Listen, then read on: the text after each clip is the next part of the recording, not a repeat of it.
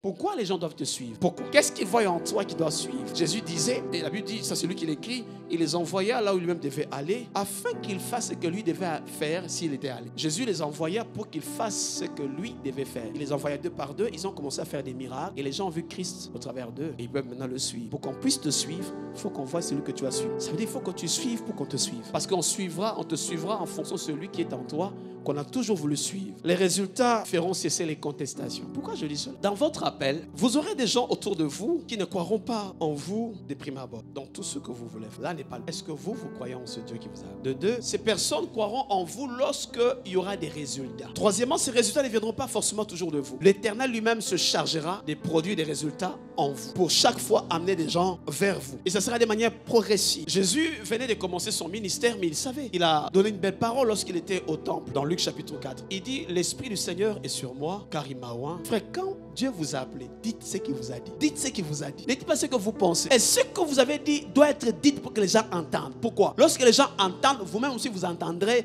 et ça posera la foi en vous. Lorsque Dieu vous dit quelque chose, vous devez les répéter. Voix audible. Seigneur, tu m'as dit telle chose, telle chose. Pourquoi? La foi vient de ce qu'on entend. Il faut que tu dises et que tu entends toi-même ces choses. Ça va produire la foi en toi. Et même si au départ on ne croit pas en toi. Alors Jésus commence son ministère et il parle de ce qu'il devait faire. Il a déjà dit ça. Et il prend les disciples, on l'a vu dimanche dernier. Et il n'avait pas encore fait des miracles. C'est pour ça que je comprends maintenant pourquoi ce miracle devint intervenu depuis le début de mon sermon aujourd'hui. La première fois que les apôtres croient en Jésus, malgré qu'ils le suivent, c'est lorsqu'il a eu le miracle de Cana. Le tout premier, j'ai pris qu'il y a un miracle de Cana dans votre vie. Afin que ceux qui marchent avec vous, qui ne croient pas en vous, commencent à croire en vous. Écoutez ce que Jean dit au chapitre 2. On est encore au début du ministère de Jésus. Jean chapitre 2 verset 11. Tel fut à Cana en Galilée le premier miracle que fit Jésus. Galilée n'est pas une ville à apprécier. Il y a des troubadours là-bas. On l'explique là où il y a le premier miracle. On dit tel fut le premier miracle que fit Jésus. Le premier, il manifesta sa gloire et ses disciples crurent en lui. Tous ces temps, les disciples n'ont pas cru en lui parce qu'il n'y avait pas de miracle de Cana. J'ai pris que le Seigneur provoque un miracle dans votre vie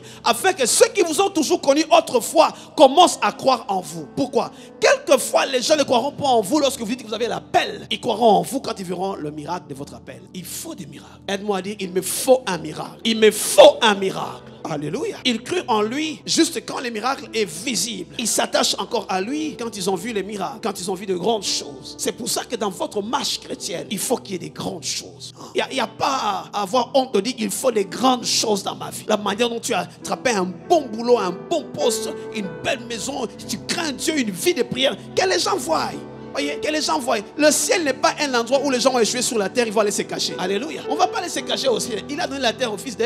Oh, la terre là, on fait quoi? Alléluia. Il faut qu'on voie le Dieu dont on dit qu'il est grand dans les petites choses chez toi. Alléluia. Je prie que donc dans votre parcours, Dieu change l'eau en vin afin qu'un grand nombre croie en vous. Dans votre marche, dans votre appel, ne vous battez pas pour être reconnu. Ne vous battez pas. Ne vous battez pas pour qu'on vous accepte. Le Dieu qui vous a appelé se chargera de votre promo. Dieu va aller sur Twitter céleste et place votre nom. Il va sur Instagram céleste et place votre nom. Quelqu'un est à Oklahoma, il reçoit un songe avec votre nom, avec votre enveloppe. Dieu va se charger de votre promo. Si vous attendez calmement. Ma question est celle-ci. Lorsqu'on parle, n'est-ce pas, du miracle des 5000 hommes. Mais ma question est, pourquoi il n'y a que ce jeune homme qui entre dans l'histoire? Pourtant, il y avait plusieurs jeunes. Premièrement, ce n'est pas dans mon texte. Parce que pendant que tout le monde suivait Jésus et tout le monde a fini sa cargaison, sa nourriture, sa gamelle, il était le seul à jeûner, à conserver. J'aimerais dire à quelqu'un, conserve ce que tu as. Deuxièmement, lorsque les aînés sont venus le chercher, afin que par ce qu'il possède et qu'il rentre dans l'histoire, il n'a pas hésité de donner. Quand on a compté les gens, on a compté 5000 hommes, on n'a pas compté les petits. Il est possible qu'on fasse le comptage qu'on te compte pas. Alléluia. On a compté tout le monde, on n'a pas compté les enfants. Mais parmi les enfants, il y a un petit qui avait du pain et du poisson. C'est pas grave qu'on t'ait compté, qu'on t'ait pas compté. Sache que Dieu t'a compté. Et il va attendre à un moment donné quand le pain va leur manquer à eux. On viendra te chercher. Et curieusement, parmi tous les enfants, c'est toi qu'on va chercher. Troisièmement, lorsque les aînés sont arrivés, les apôtres, on dit, petit, donne-nous ton pain, toi qui gênais. Il n'a pas hésité, il a donné.